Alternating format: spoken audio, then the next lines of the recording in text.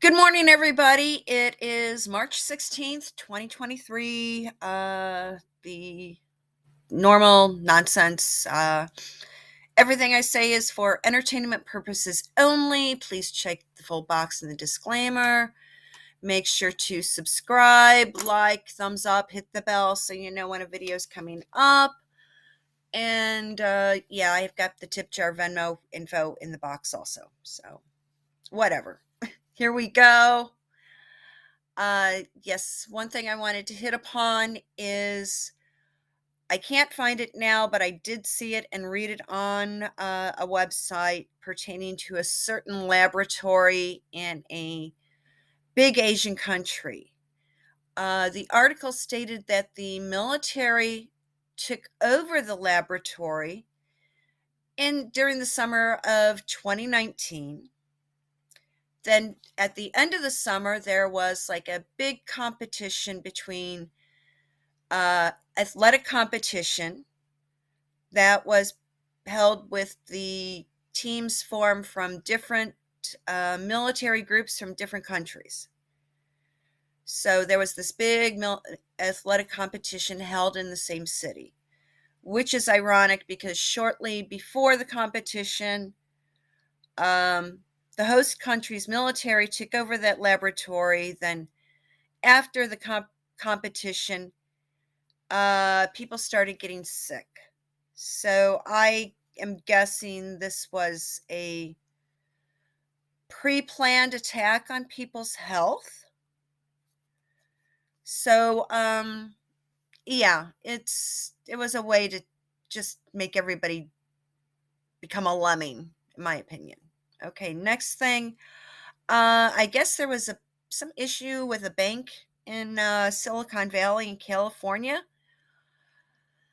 I think a lot of that happened due to mismanagement. In this current time,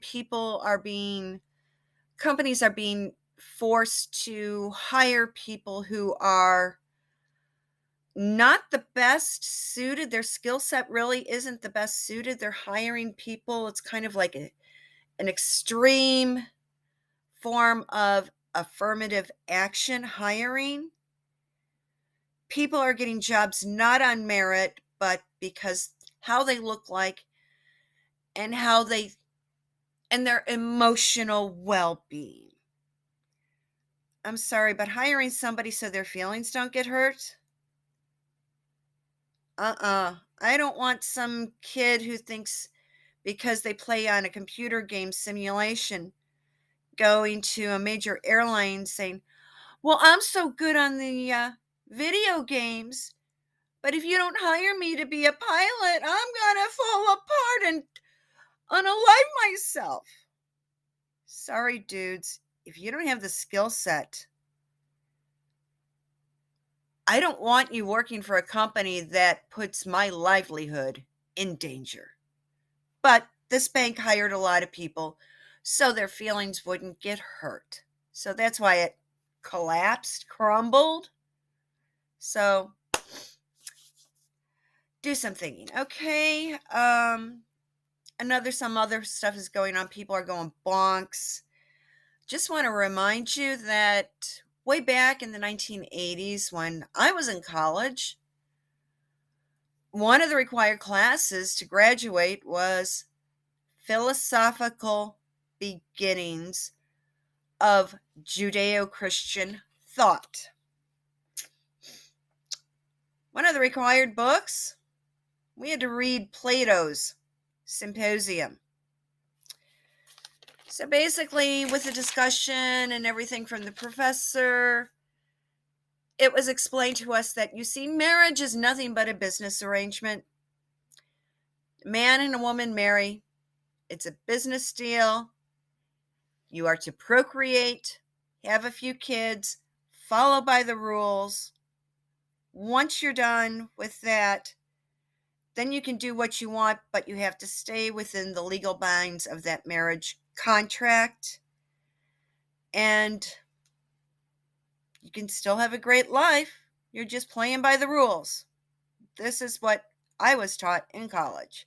So, yeah, you marry a guy, You drop a couple kids. After that, yeah, go ahead. Separate bedrooms, live your life.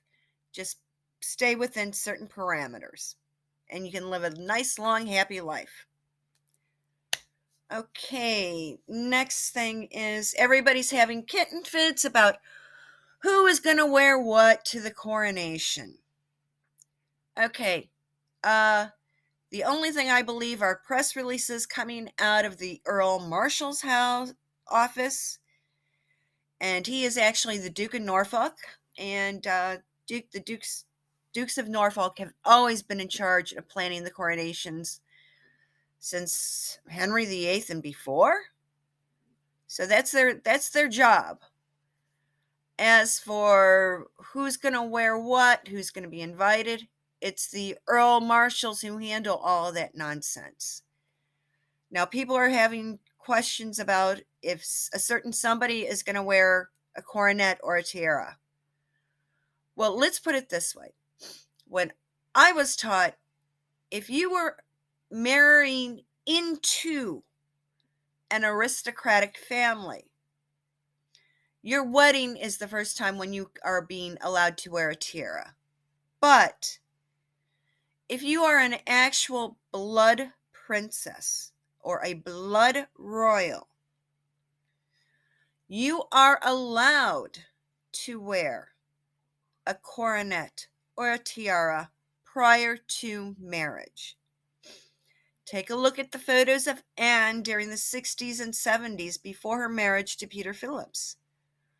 Quite often, her formal photographs had pictures of her wearing a tiara because she is a blood princess. She was the daughter of the monarch. Princess Margaret, before her marriage to Anthony Armstrong Jones, who was then made the Earl of Snowdon, she was pictured several times wearing a tiara. In fact, at Elizabeth and Margaret's father's coronation, they also had their own custom-made coronets, which they put on when the crown was placed onto their father's head. Okay, got that going? So, it would not surprise me at all that at Charles's coronation, that the small coronets that were used for Elizabeth and Margaret, and I believe there was one even made for Charles for when his mother was crowned, for those 3 little coronets to be pulled out of storage and used for the children of William and Catherine. William is the Prince of Wales. He is the heir apparent. George is the heir presumptive. So it's perfectly fine for little George and little Louis and Princess Charlotte to put on a coronet during their grandfather's coronation. In fact, it would not be out of bounds for when Charlotte reaches the age of 16, 17, 18, 19, for when her formal photographs are put out, for her to be wearing a tiara. Of course, there will be they won't call it a debutante ball, but for the first occasion where Charlotte attends a formal state dinner or banquet, she will be wearing one of the small, delicate tiaras. This is common practice for any female who is born into a royal family, the aristocracy. So when the Spencer girls had their debutante balls, of course, there probably is a smaller tiara in the Spencer collection. They probably wore it. I know that quite often the other daughters of earls and other high-ranking aristocrats, when they have their debutante, their coming-out ball, their introduction into society, they will wear a small diadem, tiara, because they are of a rank to do so. When people don't have the ability to wear a tiara or diadem before marriage is because those women had no royal blood. They were only then allowed to once they were married into the aristocracy. That's why you never saw Catherine wearing one, or Rachel, or Sophie. It was when they married into the royal family, that's when they were given permission to start wearing a tiara or diadem. I hope that helps explain things to certain people. Um, it's today I've got other things to do. I don't want this to take 22 hours to upload, and I know you're probably seeing this after the chat fest with all of us women that took place earlier this afternoon, but really later this afternoon because I'm filming this at like 8 some. I started doing this video like at 7 something in the morning. So I hope everybody has a wonderful day.